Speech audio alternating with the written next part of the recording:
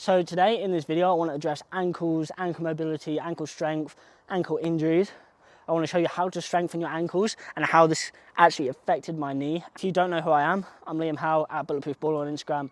Went from 0 to 40,000 followers within 6 to 8 months. Now helping hundreds of people overcome knee issues and get back to their sport. We're going to go through 3 different things that we need to focus on in terms of our ankles. So the first is going to be strength, the second is mobility, and the third is stretch. So those 3 things, if you master these 3 things and all the ways that I show you, we're going to decrease the chance of ankle injuries. We're going to be more resilient against injuries. The ankles are going to be strong compared to our knees, and that's the most important thing. So when we have an injury, whether it be knee, whether it be hip, it usually travels up and down the chain. So I had my left knee injury. I got told not to do knees over toes for ages, which then led to me not moving my ankle as much, and my ankle mobility started getting poor, then led to ankle sprains, foot injuries, and also I had hip injuries because my hip mobility was different on this side to that side. Started compensating when I was walking. So not only can strengthening your feet be super important for your feet, strengthening your ankles, but strengthening your ankles, strengthening your feet is super important for your knees and your hips as well, because if we have problems down the bottom, we're going to have problems at the top.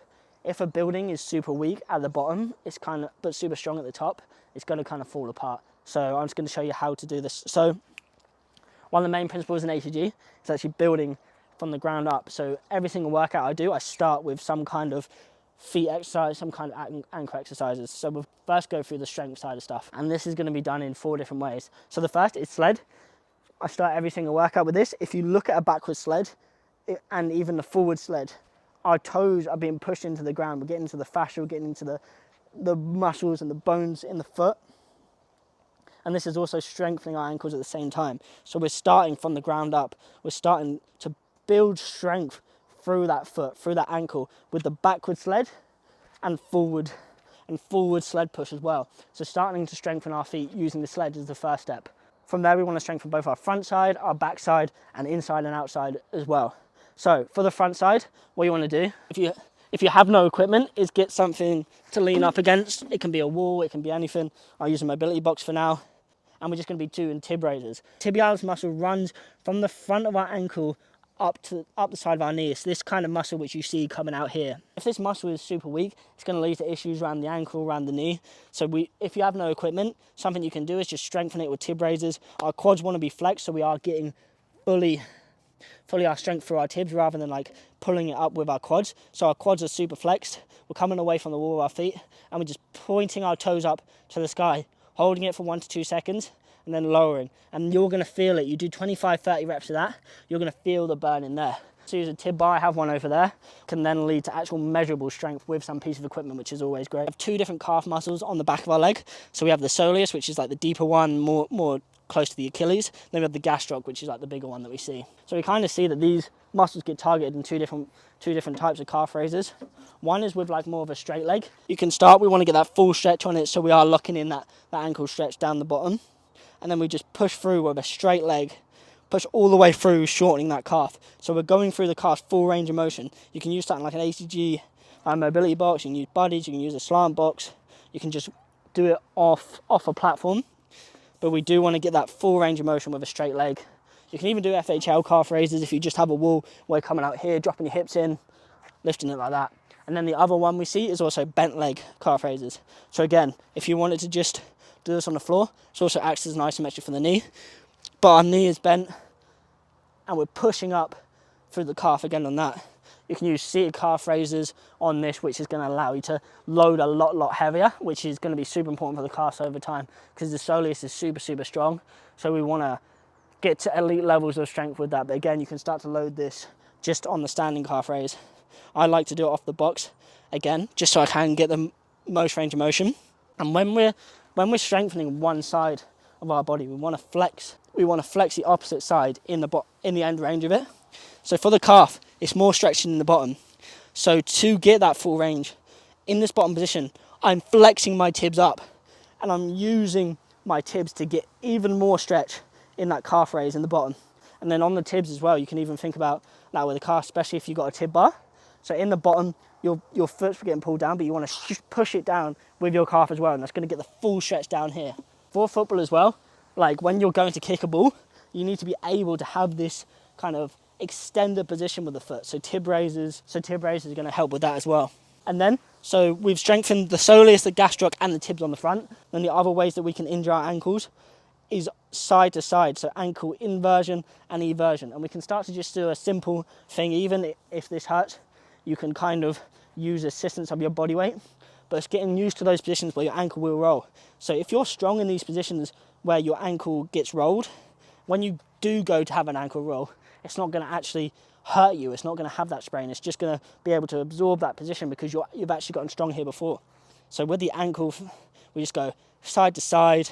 Again, if this hurts at all, we don't want to push through pain. So we can use assistance and we can just do less reps, we can do less range of motion, but it's just strengthening the eversion and the inversion side of stuff. So we're actually building resilient ankles. So that's the strength side of stuff done. We're doing sled, getting that foot strength. We're then doing tib raises for the front of the knee. We're doing 2 types of calf raises, bent knee calf raise and straight leg calf raise to target the soleus and the gastroc. Then we are doing eversion and inversion. If you cover those 4, you're going to be way more resilient against injuries. Then we'll go on to more of the mobility portion of stuff. So for me, mobility means strength through ranges. And this also helps when you're doing the calf raises because, like I said, in that bottom position, you're flexing your tib up and you're getting strength through that end range. But the 2 game changers for my ankle mobility are the Patrick step up and the ATG split squat, especially loaded over time, pain-free. So on the Patrick step up, what we want to do is keep our heel flat on the ground. So the Poliquin's with the heel raised with something underneath our foot. The Peterson is with our heel raised with nothing under our foot. And then the Patrick is to keep our heel down. And this is going to help us when we're coming with our knee over toe, build that ankle mobility in the bottom position because we're getting strength through this range. We're loading it and that's going to allow us to keep that range access to rather than just stretching loads and not actually being strong in that position. So our body only gives us access to ranges that it feels like it can control and can be safe in.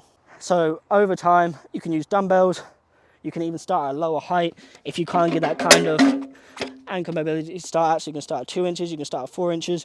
But our intention is to keep our, I should do this leg because you can see that better. Our intention is to keep the heel down, keep our torso vertical, knees going over the toe. We're flexing those tibs up in the bottom, pausing at the bottom so we can get that ankle lengthening. We're flexing our tibs up and then we're pushing through that. That's building strength in that. And again, we can start to add load with that over time. And then for me, the biggest thing that helped my ankle mobility was ATG split squats, especially loaded. So you can start with heel elevated, but if you want to just focus on the ankle mobility, you can keep your heel down. So with the ATG split squat, we're pushing our knee over the toe.